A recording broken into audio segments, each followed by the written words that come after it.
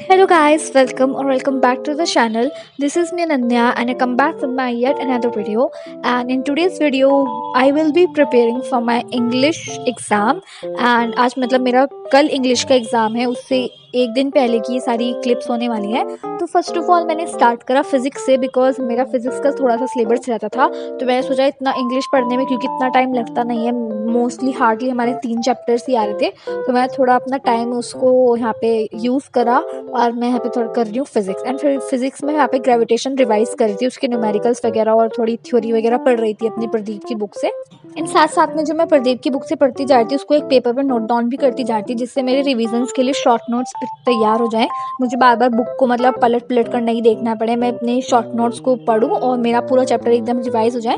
बाकी बात न्यूमेरिकल्स तो एक बार देखने ही पड़ेंगे, करने ही पड़ेंगे। बस मैं इंपॉर्टेंट फार्मूलाज और जितनी भी इंपॉर्टेंट इन्फॉर्मेशंस है और डेरिवेशंस है, वो सब एक पेपर पे नोट डाउन करी थी।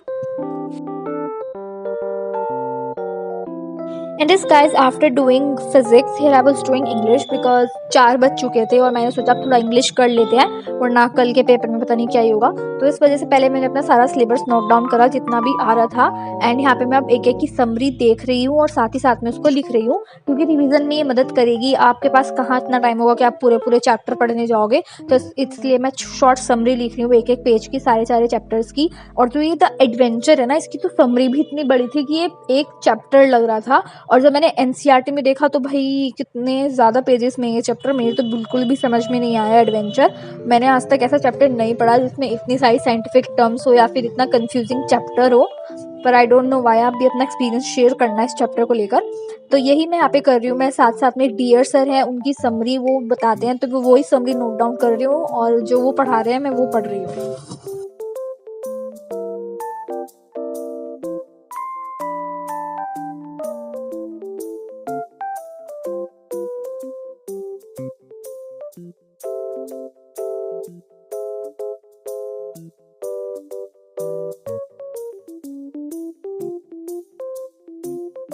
तो yes guys, here I have done with each chapter of summary. मैंने हर चैप्टर की समरी लिख दी है और साथ ही साथ में मैंने उसको अच्छे से एक बार रीड भी कर लिया है, और मतलब जितनी भी इंपॉर्टेंट चीज़ थी वो भी मैंने देख लिया है। और मैं आपको टाइम शो करती हूँ। मैं 4 बजे पढ़ने बैठी थी इंग्लिश, और जो टाइम हो गया है ऑलमोस्ट 7 बजने वाले हैं, मतलब 7 बजने वाले हैं। तो मैंने सोचा थोड़ा शॉर्ट ब्रेक लेते हैं और इसके बाद तो मैं इंग्लिश नहीं पढ़ूँगी, क्योंकि मैंने 3 घंटे बहुत अच्छे से इंग्लिश पढ़ी है। तो यहाँ पर मैं जस्ट अपनी चिप्स वगैरह इन्जॉय कर रही थी। एंड यस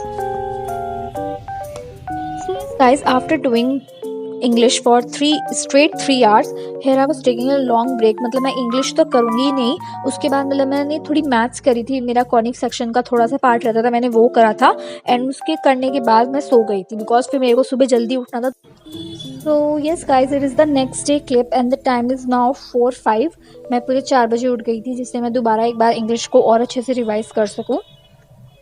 सो मैं यहाँ पे क्या कर रही हूँ, मैं यहाँ पे सबसे पहले एक पोएट्री डिवाइसेस लिख रही हूँ अपनी पोएम के, जो फादर टू सन वाली पोएम आ रही है उसके मैंने सारे पोएट्री डिवाइसेस एक जगह नोट डाउन करे और उनको अच्छे से मैंने रिवाइज करा। एंड साथ ही साथ मैं यहाँ पे समरी एक बार और देख रही हूँ सिमरन सहानी मैम से, और सारी समरीज को एक बार रीड कर रही हूँ। सारी जितने भी नोटिस राइटिंग है, डिबेट है, उन सबके फॉर्मेट्स को देख रही हूँ। मतलब मेरा बिल्कुल लास्ट टाइम रिविजन होने वाला है, इसके बाद मैं बिल्कुल कुछ नहीं करूँगी।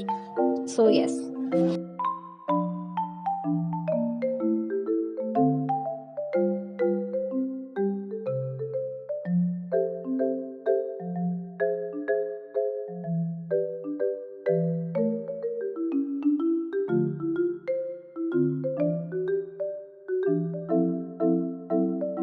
So yes guys, it is almost 6:55, 7 बजने वाले हैं। एंड मतलब मैंने अपनी सारी चीज़ें कर ली है। मैंने समरी भी एक बार पढ़ ली है, साथ ही साथ में मैंने पोएटिक डिवाइसेस थे वो भी कर लिया। मेरे पास एक बुक थी, इस बुक में से मैंने नोटिस राइटिंग देख लिया, डिबेट देख लिया, सबके फॉर्मेट्स वगैरह सब देख लिए हैं। और फॉर्मेट्स वगैरह को मैंने एक रफ चीज़ पे लिख भी लिया है कि मतलब क्या क्या चीज़ मतलब मुझे लिखनी है अपने डिबेट या फिर नोट मेकिंग को अट्रैक्टिव बनाने के लिए।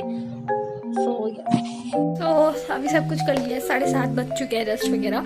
सो अब मैं जाऊँगी शावर वगैरह लेने।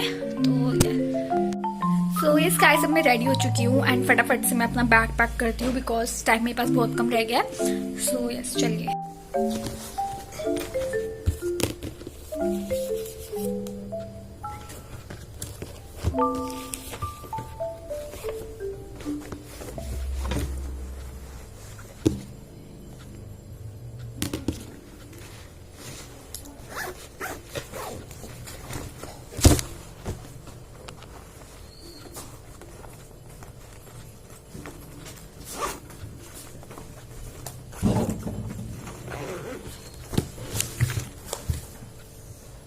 यस गाइस, मैं पेपर देकर आ गई हूँ एंड मतलब मेरे साथ इतना बड़ा डिजास्टर हुआ है ना, मैं आपको क्या बताऊँ। डिजास्टर तो नहीं, मतलब कुछ हुआ है।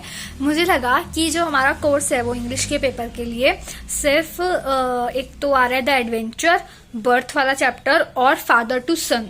बट मुझे पेपर देने तक भी नहीं पता था। मैंने जब पेपर देखा तो उसमें मैंने देखा फादर टू सन की जगह कोई और पोयम आई हुई थी, जो मैंने अपने फ्रेंड्स वगैरह से पेपर देने के बाद डिस्कस करा।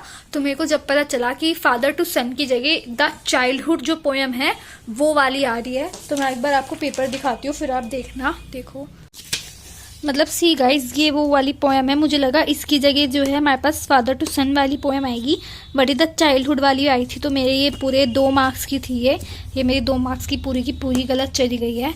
आई डोंट नो वाई भाई, ऐसा क्यों हुआ मेरे साथ। मैंने तो अपना सिलेबस देखा भी था अच्छे से, बट फिर भी आई थिंक कहीं ना कहीं मेरी मिस्टेक है।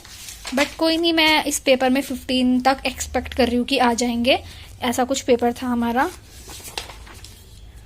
And yes, so yes guys, it is the end of the video. And मैं आपसे मतलब यही कहना चाहूँगी, आपको एक टिप मिली है कि अपने सिलेबस को अच्छे से देखना, वरना अगर आप इधर एक भी चैप्टर इधर से उधर कर दोगे तो आपके वो मार्क्स कट सकते हैं।